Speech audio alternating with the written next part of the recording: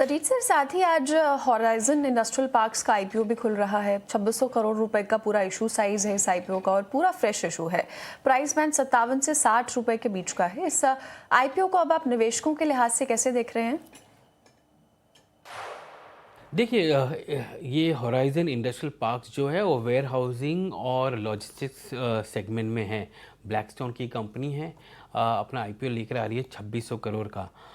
इसका जो price band है 57 टू 60 रुपीज़ पर शेयर का है, और 17 से अगस्त 19 के बीच में ये आईपीओ खुलेगा। इन्होंने एक प्री आईपीओ प्लेसमेंट भी किया था जिसमें आर के दमानी और 361 और बाकी सारे इन्वेस्टर्स भी थे, जिसमें 1650 करोड़ का उन्होंने फंड रेज किया था। बट फाइनेंशियल्स में आप देखें तो आपको थोड़ा सा दिखेगा कि थोड़ी सी एक्सपेंसिव देखने को मिल रही है। पहली बात ये है कि लास्ट 3 साल से ये लॉस मेकिंग है। क्या ये आगे जाके प्रॉफिटेबल होगी?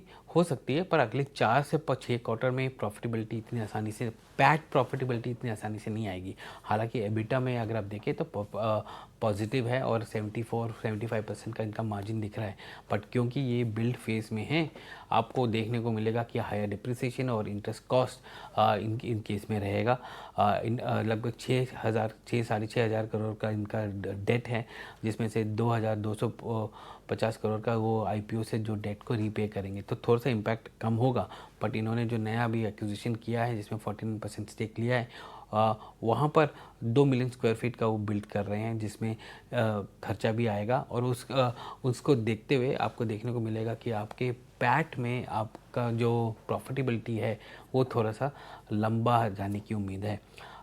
250 शेयर्स का लॉट है ये, और अगर हम देखें तो रिटेल इन्वेस्टर्स के लिए ये इसमें से 10% खुला है।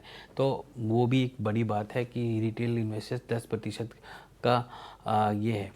क्या रिटेल इन्वेस्टर को खरीदना चाहिए? मेरे हिसाब से अगर हम वैल्यूशन देखें इसका, तो ईवी बाय एबिटा का वैल्यूशन आप देखिए, क्योंकि प्रॉफिटेबिलिटी तो लॉस मेकिंग है, तो लगभग 27 से 30 टाइम्स एबिटा का ये फॉरवर्ड एबिटा ये चल रहा है, जो कि बहुत ही हाई एक्सपेंसिव दिखता है मुझे। लॉजिस्टिक्स और वेयर हाउसिंग में हमने देखा है कि 10 से 15 times EV by EBITDA decent pricing होती है। यहाँ पर ये 27 से 30 टाइम दिख रहा है, तो ये भी एक एक्सपेंसिव है।